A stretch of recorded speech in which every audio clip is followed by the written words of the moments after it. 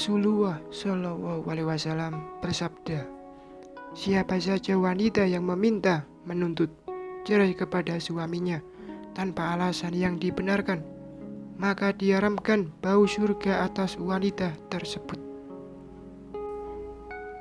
Aisyah menyibak gorden yang menutupi jendela kamarnya, lalu merasakan embusan angin lembut membelai wajah. Sudah 3 tahun ia berada di kota itu, salah satu kota penghasil minyak bumi terbesar di Indonesia, Lakseumawe. Setelah sidang pengajuan hulunya diterima di Mahkamah Agung Jakarta Barat, ia dan seluruh keluarga memutuskan untuk kembali ke Aceh. Meski berjauhan, hubungannya dengan ibu mertua masih tetap terjaga. Bu Ningsi hampir tiap bulan menyempatkan diri memberi kabar. Dan info terakhir yang Aisyah dapat, ternyata setelah kata talak sah terucap dari mulut Bara, lelaki itu terkena depresi berat. Hampir setahun Mami menemani Bara melalui masa-masa sulitnya. Memasuki tahun kedua pasca perceraian, lelaki itu sudah terlihat lebih baik, walau masih rutin mengikuti terapi MTS untuk mencegah depresi ulangan. Di tahun kedua itu pula, Mami mengabarkan bahwa Nindi telah hamil. Setelah sekian lama menanti kehadiran buah hati, dan yang paling membuat Aisyah tak mengerti, dengan jalannya takdir Allah adalah kenyataan bahwa Alifa sudah menikah dengan lelaki lain di kampungnya. Jika mengingat hal itu, Aisyah tak henti mengucap istighfar. Teringat akannya sabda Nabi Muhammad SAW, cintailah apa atau siapa saja, tapi sadarilah bahwa Anda akan berpisah dengan semuanya itu. Hiduplah sesuka Anda, tapi yakinlah bahwa Anda pasti mati, dan berbuatlah sesuka Anda, tapi ingatlah bahwa Anda akan dapat balasan atas perbuatan Anda itu. Hadis riwayat Al-Tabrani. Bagaimana Bara begitu mencintai Alifa hingga ia membiarkan seorang istri sah tak tersentuh, bahkan hingga kata cerai terucap kedua kali. Sungguh benar yang pernah dipesankan oleh Umar bin Al-Khattab radhiyallahu anhu. Beliau berkata, wahai Aslam, janganlah rasa cintamu berlebihan dan jangan sampai kebencianmu membinasakan. Aslam berkata, bagaimana itu?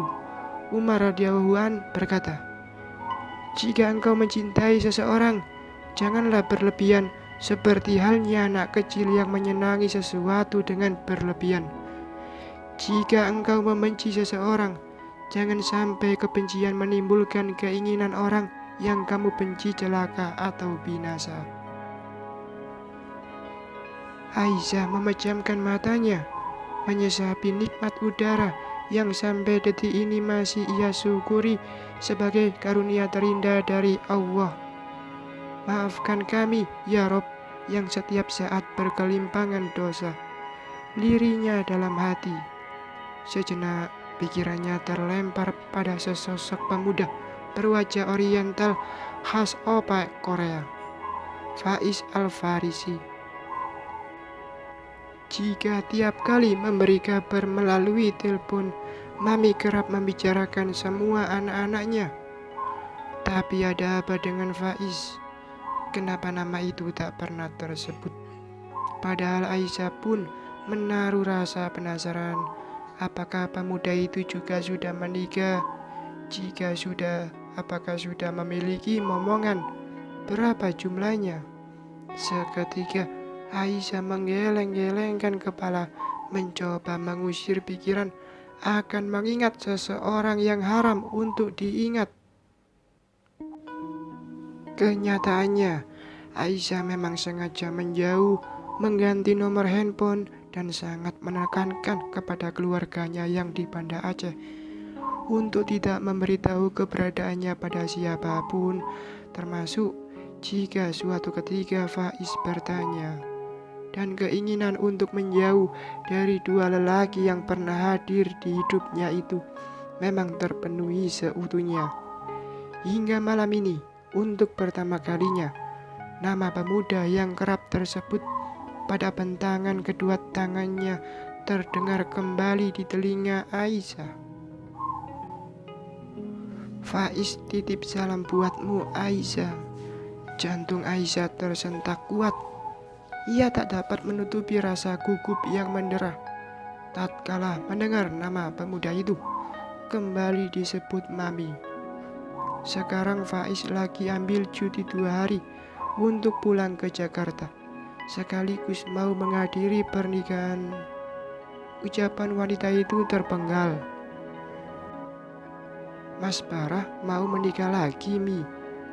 Sejenak hening. Wanita di seberang telepon ragu mengatakan hal sebenarnya. Iya Aisyah, Mami terus mendukung agar dia segera mencari pasangan, agar ada yang memperhatikan dan tidak terus larut dalam depresi. Mas Barahnya gimana, Mi? Apa juga sudah siap menikah? Tadinya Mami juga takut bakal keulang kejadian dahulu, tapi Bara yang meyakinkan Mami. Lagipun sekarang Bara sudah sangat sering berbaur dalam setiap kajian, pendalaman agamanya sudah lebih baik. Alhamdulillah kalau gitu, Mi. Semoga wanita itu menjadi jodoh dunia akhirat Mas Bara. Amin. Terima kasih sayang. Boleh Aisyah tahu siapa nama mempelai wanitanya, Mi? Tentu sayang, namanya Siska. Maafkan Mami ya Aisyah, sengaja Mami tidak mengundang kamu. Mami takut kamu kecewa. Astagfirullah, Mi. Tidak mungkin Aisyah kecewa. Justru Aisyah bahagia karena Mas Bara sudah kembali mau membuka hati. Kamu mau bicara sama orangnya? Tanya Mami. Membuat Aisyah sedikit deg-degan. Sejenak ia menarik napas, ingin tapi entahlah. Assalamualaikum Aisyah.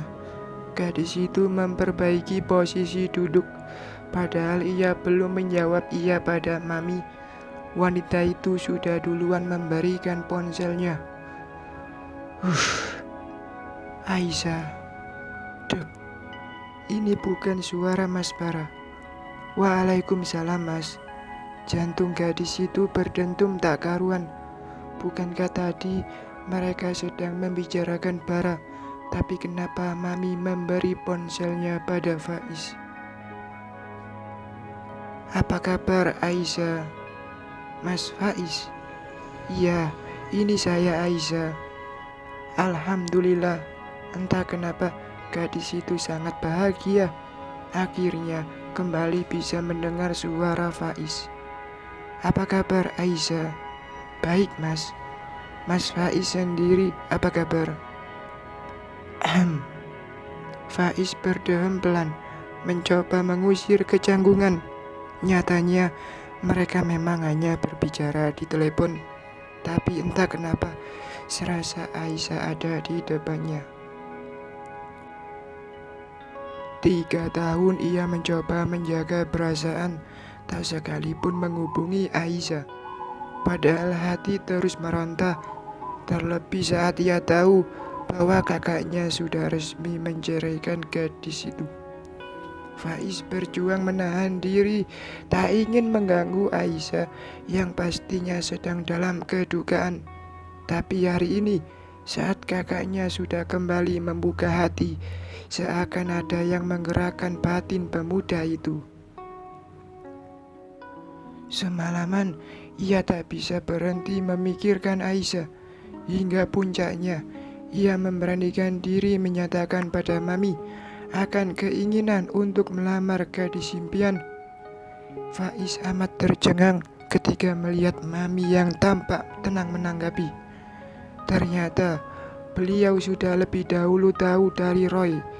Sahabat Faiz itulah yang menceritakan semua duduk masalah.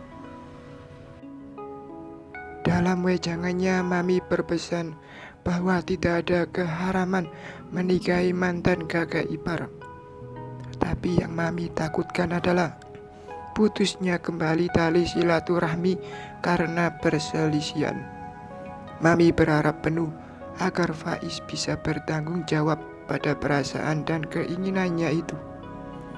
Berdebar dada Faiz ketika kini ia kembali mendengar suara Aisyah. Wejangan dan keizinan sang ibu semakin membulatkan tekadnya. Aisyah, ya Mas, sudah lama Mas ingin mengutarakan hal ini, tapi Mas pendam sebab dirasa belum sampai waktunya. Tapi sekarang Mas rasa waktunya sudah tepat. Izinkan Mas dengan segenap kerendahan diri menyatakan keinginan untuk melamarmu menjadi istri Mas. Aisyah, gadis di ujung telepon terduduk ke atas ranjang. Benarkah yang ia dengar kini? Mas Faiz melamarku. Ya Allah, seketika ia menundukkan diri, bersujud, melangitkan syukur dan tahmidnya. Aisyah, ya Mas, jawabnya dengan linangan air mata bahagia yang mulai mengenangi pelupuk. Rasa harunya tak lagi dapat ia lukiskan. Syukur tak henti mengalir dalam batinnya. Maukah kamu menjadi ibu dari anak-anak Mas kelak? Sejenak hening melingkupi keduanya. Aisyah tak tahu harus berkata apa. Datanglah pada bapak Mas, lamarlah Aisyah pada orang tua Aisyah, ucap gadis itu lirih, berusaha menutupi suara isak tangis bahagianya. Mas takut Aisyah. Takut kenapa? Mas takut bapak enggak merestui. Aisyah yang akan membantu Mas mendapatkan restu bapak. Benarkah? Alhamdulillah, Mas langsung pulang malam ini ya. Loh, jangan Mas, besok kan acara Mas Bara. Tinggallah sehari lagi. Yakinlah Mas, jika jodoh kita pasti akan bertemu. Iya Aisyah. Mas, hihihi. Kenapa Mas? Gak ada apa-apa. Ya udah, Aisyah tutup teleponnya ya Mas. Sampaikan salam untuk Nindi dan Mas Bara. Siap. Assalamualaikum Mas. Waalaikumsalam. Aisyah menutup teleponnya dengan rasa gembira yang tak lagi tertakar. Sedang di seberang, Faiz melengkapi kata yang diucapnya terputus. Waalaikumsalam sayang. Ya Allah, Engkau persatukan kami setelah sekian lama mengubur rapat perasaan bernama cinta. Aku yakin nyatanya kesabaran dan doa menjadi jawaban bahwa jodoh akan saling bertemu ketika cinta pada manusia tidak lagi menjadi utama, tapi mencintaimu adalah tujuan cinta kami. Aisyah, lihatlah. Cinta selalu punya caranya tersendiri mempertemukan yang terbuang dan menyatukan yang hilang. Keharaman telah membuat kita saling mengubur cinta, menahan rindu atau suka. Tapi keberhasilan kita melenyaplah rasa itu telah membuat Allah ridho. Mas percaya cerita kita akan jadi cerita bersama saat kita bertemu. Insya Allah. Bersambung.